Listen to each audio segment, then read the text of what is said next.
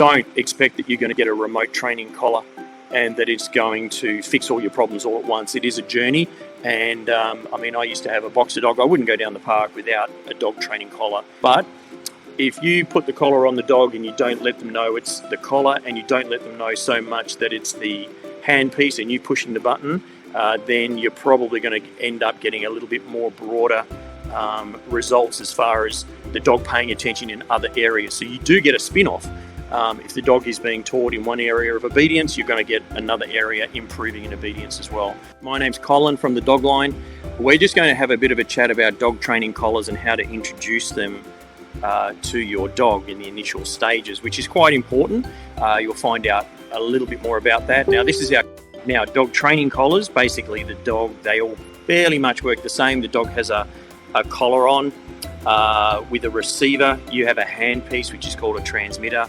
You have different levels of what you might call attention getters. So you might have a beeper tone, a vibration, and then there would more than likely be some sort of static correction option and levels where you can increase and decrease those. So there are different varieties. Obviously, you find that the quality of the remotes does improve with the price, but then there's some very good models that we have that are not too expensive, that does a very good domestic situation rather than if you're looking for professional training. However, what I find is a lot of people know what they want their dog to do, and they know the training. They've quite often been to training before, and they know when to give the commands and the corrections and the rewards, etc. However, they just need that little bit of an edge, particularly if the dog is off lead, so they can get the dog's attention. I'll scroll down some of these. We also have chat support if you did want to have a bit of a chat, and obviously we would do like people to give us a call and have a talk. If you are a dog trainer and you want to become an affiliate, then let us know. We do have an affiliate program where you can put a link on your website and that will record that it's come from you. When it comes to a dog training collar, there's a good video there where this couple actually trained this German Shepherd out of wanting to go and eat every other dog in the park and almost pull the lady off her feet and make her let go. Within a month or so, she had the dog off the lead in the park, and she came back to create a 2-dog system because they were going to rescue another dog. My general advice to people is start small when you're doing a remote training collar. Don't go and try and fix everything all at once, or you're going to confuse the dog.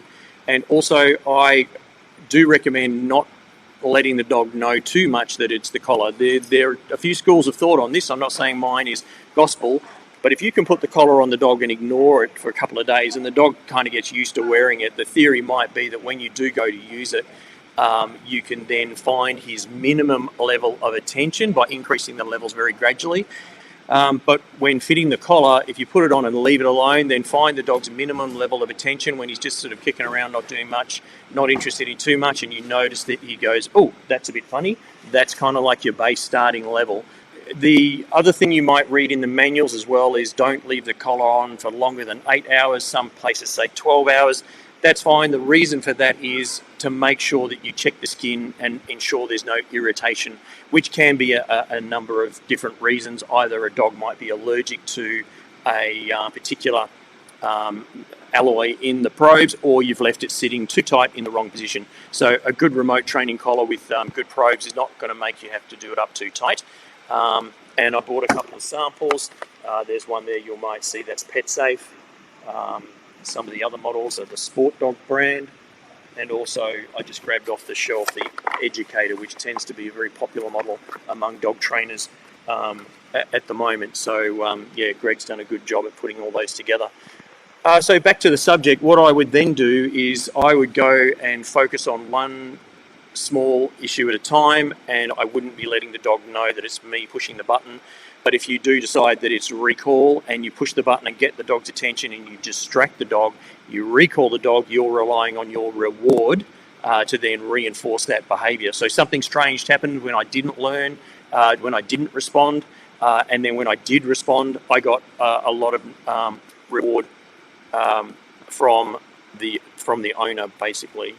So don't expect that you're going to get a remote training collar and that it's going to fix all your problems all at once. It is a journey, and I used to have a boxer dog. I wouldn't go down the park without a dog training collar on the dog, just for when I might need it.